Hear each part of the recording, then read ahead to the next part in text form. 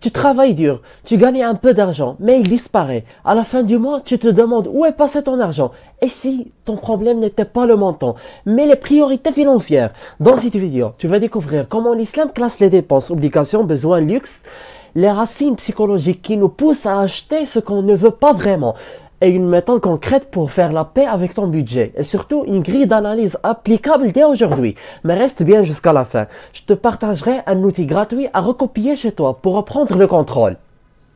Alors, les priorités en islam. Une hiérarchie oubliée. Dans la vision islamique, les dépenses ne sont pas toutes égales. Il y a des obligations comme le logement, la nourriture de base, les dettes, ensuite les besoins, l'éducation, soins, transport fonctionnel, et enfin les désirs, gadgets, luxe, lifestyle. Ibn Taymiyyah disait, celui qui néglige ses obligations financières pour courir après ses désirs est comme un homme qui construit son toit alors que ses fondations s'effondrent. Tu penses que tu n'achètes que ce dont tu as besoin? Attends de voir la partie suivante. Tu risques de tomber de haut. Le piège psychologique, ce que ton cerveau te cache. Notre cerveau est programmé pour chercher le plaisir immédiat. Un t-shirt stylé ou une application mobile donne un shot de dopamine. Mais une facture d'électricité, non! Pourtant, elle est vitale. C'est ce qu'on appelle le biais de gratification instantanée. En psychologie comportementale, c'est une forme d'autosabotage financier. En conséquence, tu dépenses pour fuir un stress et tu crées un stress plus grand.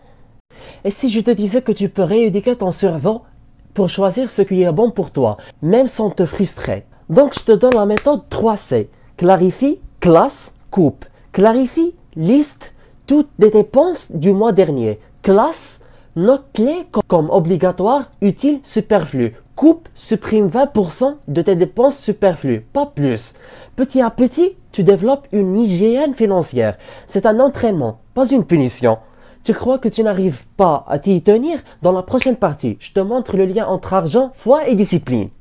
Alors, le lien spirituel.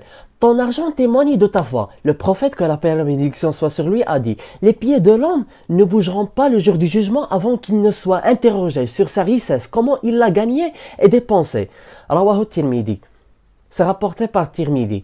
Ton budget reflète ton niveau de conscience spirituelle. Si tu donnes la priorité à l'apparence avant l'obligation, si tu te penses pour le regard des gens au lieu d'Allah, alors il y a un dérèglement du cœur, pas juste du portefeuille. Et maintenant, tu vas voir comment transformer cette conscience en action réelle chaque semaine. Alors avec le plan d'action hebdomadaire, le carnet besoin versus désir. Chaque dimanche, prends 10 minutes, juste 10 minutes. Premièrement, note les 5 choses que tu veux acheter. Deuxièmement, classe-les en nécessité, utilité, envie pure.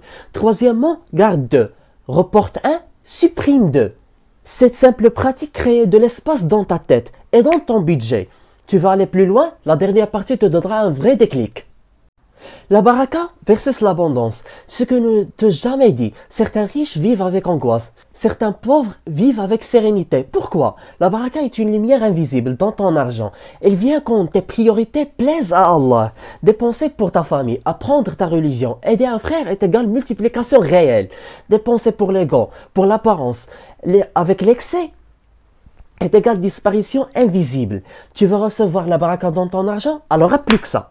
En guise de conclusion, la paix commence quand tu dépenses avec conscience. Tu n'as pas besoin d'être millionnaire, mais tu dois savoir pourquoi tu dépenses. Arrête d'acheter pour fuir une émotion. Commence à dépenser comme un serviteur de Dieu, pas comme un consommateur perdu. Partage cette vidéo à une personne qui dépense trop sans s'en rendre compte. Et n'oublie pas, ce que tu fais avec ton argent révèle qui tu es vraiment.